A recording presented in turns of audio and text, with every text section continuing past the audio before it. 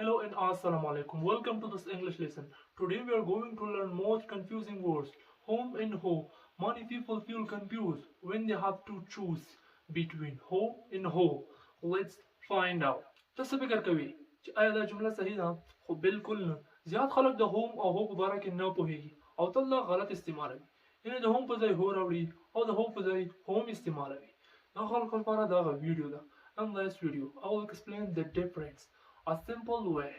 هو هغه څوک چې کار کوي او هوم هغه کس چې کار پرې کوي.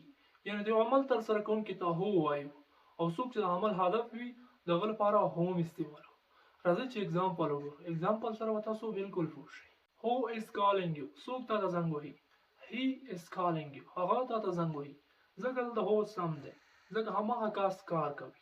یعنی زنګ وهي. Whom did you meet yesterday? پرون تا چا سره ولیدل؟